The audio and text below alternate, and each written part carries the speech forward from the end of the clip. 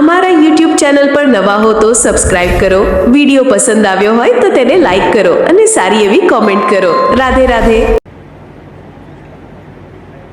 Plus Pravinbhai લોણીની વિશેષ ઉપસ્થિતિ અને એમના અંદરનો ભાવ, આ બધું તમને એમ થાય કે છતાં થઈ ગયું, છતાં નથી થઈ ગયું. આ કાકાને પૂછજો, 7 મહિનાથી એ મંદિર આંટા મારે છે આ લાવવા માટે. 7 મહિના. એટલે હું કોઈ વીઆઈપી છું એવું નથી કહેતો, પણ સમયનો અભાવ. બીજું કે મંદિરે રોજ હજારો દર્શનાર્થી હોય અને રોજના 500 થી 700 કિલોમીટર પ્રવીણભાઈ રોજ દોડું છું, પ્લસ નોકરી કરું છું. એટલે કોઈ ધૂણતું હોય તો મને એનો વિરોધ નથી, ધૂણાય. દેવે કંઈ એમ નામ નથી આવી જતું, એનું મન ચોખ્ખું હોય ને ત્યાં દેવ આવે. તો જો મન ચોખ્ખું ભાળીને દેવ આવી જતું હોય તો રસ્તા ઉપર ધૂણવા ના નીકળી જવાય, એની માવજત કરાય. સમજાય ને? ધૂણવું જરૂરી નથી, પણ એ શબ્દો નીકળે. હમણાં પ્રવીણભાઈએ કીધું ને, જ્યારે 9 વર્ષ પહેલા અમારા બેનો ભેટો થયો હતો અને મેં કર્યું એવું નથી કહેતો, તારે એવું બોલ્યો તો હું કે હું તમને ઓળખતોય નથી અને હજુ હું ઉગીને ઊભો થયો છું. પણ બધાનો તો ટાઈમ આવે, પણ આ જો લુણીના દીકરાનો જમાનો ના લાવું તો કહેજો. આ હું નહોતું બોલ્યો, મારો દેવ બોલ્યો હતો. અને ત્યાર તો અહીંયા અસંખ્ય ભૂવા હતા. સમજ્યા? મારી ઉંમરે નથી એટલી બધી. તો બધા એવું કહેતા હતા, થાય? કીધું મારો ઠાકર બોલ્યો એટલે થાય. અને જેથી ના થાય ને બોલવીએ તેથી આ ફાળી ઉઠ્યું એ ઉતારી મૂકવાનું હોય. છેલ્લે તો લાસ્ટમાં આ કાકાની 25 દિવસ મારે આવ્યા ને તારો હું તો બધું ભોજનશાળામાં બધા ભોજન લેતા હતા અને આમ તો 15-20 જણા આવ્યા હતા. બરોબર જ બોલું છું ને? મેં એવું કીધું, કાકા ટાઈમ નથી મારી પાસે, રોજ 4 થી 5 આમંત્રણ હોય. બાકી આમ ફરવા પ્રવીણભાઈ નીકળું તો રોજના 25 આમંત્રણ છે. છેલ્લે એવું બોલી ગયા હતા, નાના માણસ છે પણ ભાવ છે ને આયોજન છે આ માતાજી હાથે બોનોનો માંડો. એટલે મેં કહ્યું મને લઈ જવા નાના મોટી ના જોઈ, જો હૃદયનો ભાવ હોય ને તો મારો ઠાકર દોટ છોડે છે. ને આજે આ 4થો કાર્યક્રમ છે, પણ હું આવીશ, વહેલો મોડે આવીશ. આ 4 કલાક મારે અમદાવાદ હતો,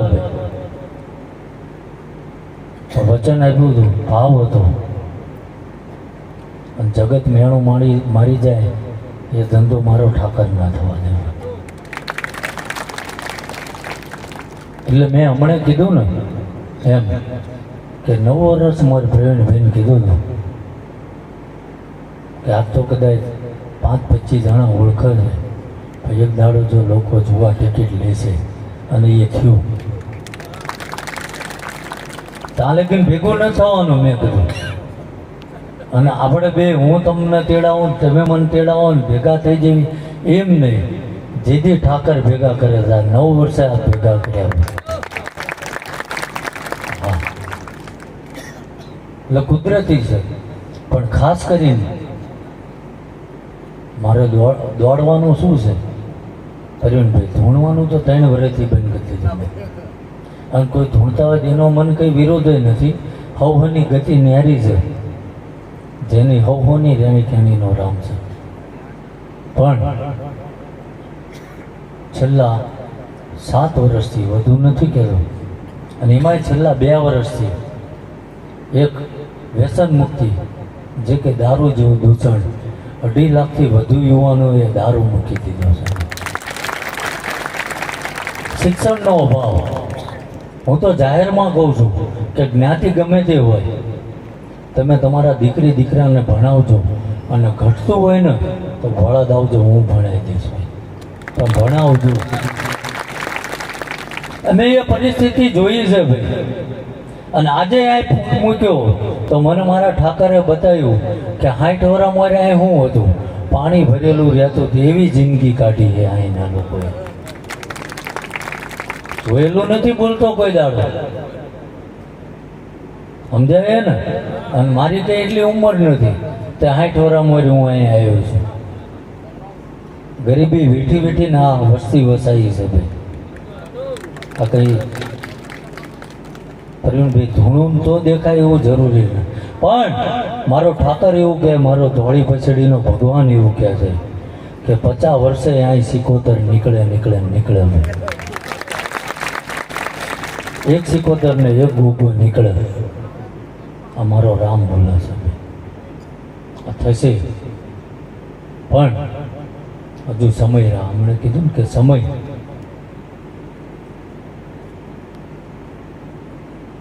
માવજત કરજો, મહેનત મજૂરી કરજો. દેવ તમને દિશા બતાવે, પોટલા લઈને ઘરે નાખવાના આવે. કોઈ ભૂવો ભગત તેડાયો હોય તો એના નાભીથી આશીર્વાદ આપે, અને આશીર્વાદ તો જ અપાય ને. 9 વર્ષથી ફરું છું, કોઈ એવું કહી દે પ્રવીણભાઈ કે 50 પૈસા મારા ધર્મનો મારો વ્યવહાર નથી ભાઈ, ઘરનું ડીઝલ બાળીને દઉં છું. સમજાય ને. કોઈનું દેવ કદાચ શેર પાસે લાપસી 5-25 દીવાના લેતું હોય, મને કંઈ વિરોધ નથી, પણ નોખું હાલવું છે પ્રવીણભાઈ. અને કેમ ઠાકર કામ ના કરે? 10 વર્ષમાં એવું તો બતાવો જેને જેને જે વચન આપ્યું એ મારા ઠાકરે પાર ના પાડ્યું. પડે.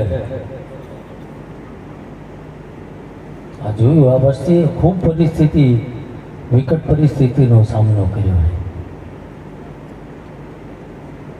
ત્યારે આજ આ મેજડી ભેગી થઈ.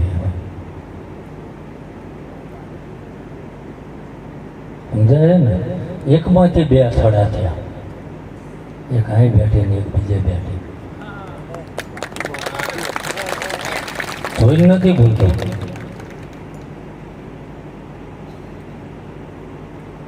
અને હજુ ઘણું થવાનું, કંઈ ના થવાનું હોય મને ભગવાને મોકલ્યો ના હોય.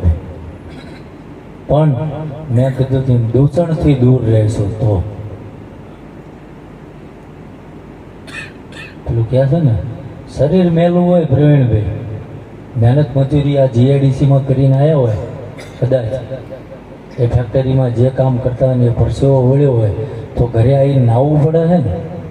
નાહ્યા વગર તો ઊંઘે નથી આવતી. તો દેવ ક્યાંથી આવે? મન ચોખ્ખું તો જોઈએ ને. થશે બધું. આ તમે 5-25 કમાઈને આવો અને ગેરમાર્ગે વાપરી નાખો, મતલબ શું છે? હા કે ના તો બોલો. એમ. અને મને કઈ ફી નક્કી નથી કરી, કપાઈ જવાની છે. સાચું જ બોલી જે છે એ. હા. એટલે ખાસ કરીને એક તો આ ભગવતીએ નિમિત્ત બનાવ્યું કે 9 વર્ષ પછી પ્રવીણભાઈને મળવાનો મોકો મળ્યો. હા. ત્યારે કીધું હતું કે મહાણીને મળીને આવો, ચીવલી કરશન મહારાજને મળીને આવો. અને આજ બની ગયું.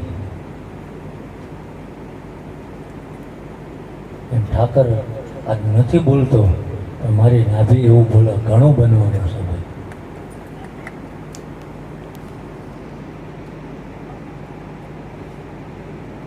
સમજાય? આમાં કેટલા જણા વ્યસન મૂકી દે છે? એકો કોઈ નહીં, પિતા જ નથી. 20% તો મને દેખાય આમાં. ત્યાં તો ગોતી આલું બોલું.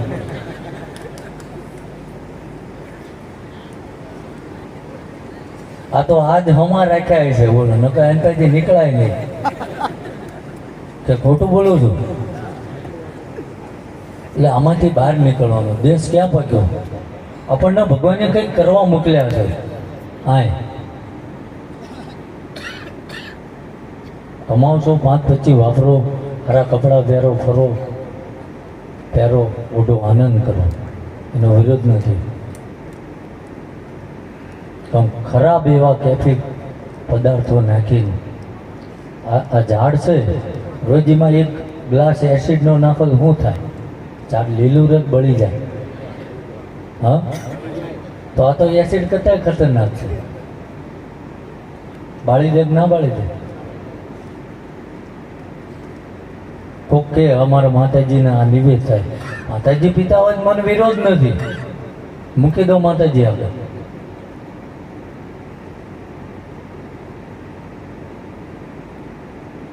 ખોટું તો નથી બોલતો ને એમ કે અમારે તારી સેવા ભક્તિ કરવી છે.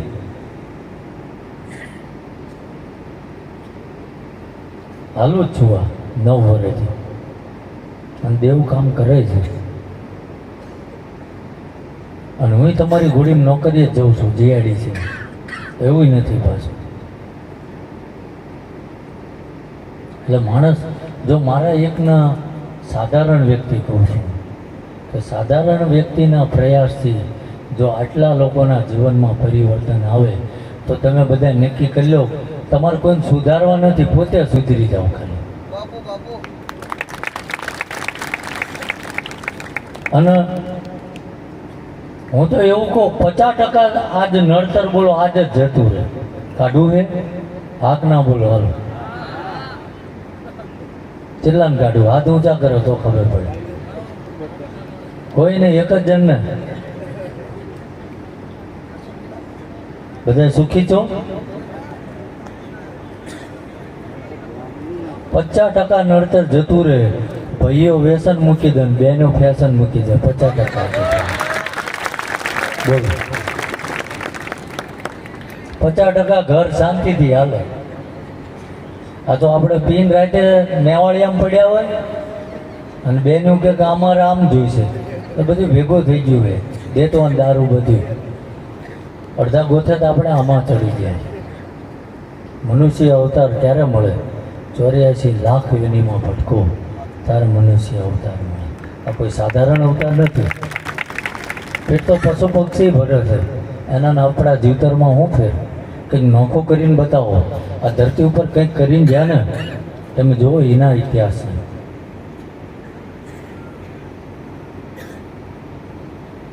કરવું હોય કંઈક એવું કરો ને. રાણા પ્રતાપને યાદ કરી દો, શિવાજી મહારાજને જુઓ, રાણી લક્ષ્મીબાઈ જુઓ, વલ્લભભાઈ પટેલને યાદ કરી લો. ઘણાએ બલિદાન આપ્યા. આજે આપણે કેવી અત્યારે બધું ધમાધમી બોલે છે. સરહદ ઉપર આપણા જવાનો જાગે છે ત્યારે આપણે સુરક્ષિત છીએ. તોય આપણે અંદર હમા નથી રહેવાતું. એટલે કોથળીઓ મારી જઈને 2-4 જણને ભીટકાઈ દેવી. સરકારી અધિકારી આપણને આપણી વાંહે ઊંચા કરે. હા, એમને આખી રાત આપણું ધ્યાન રાખવાનું. પેલા સીમાડા હાચો બધું ભેગું છે. આમાં કંઈ 80-20 નથી બોલતો કે કાલે સવાર દાડો ઉગે અને જો કદાચ મને ભાવથી અહીં તેડાયો હોય તો 5 જણા સુધરી જશે ને તો મને એમ થશે કે અહીં આવેલો મારો આટલો બદતર નથી.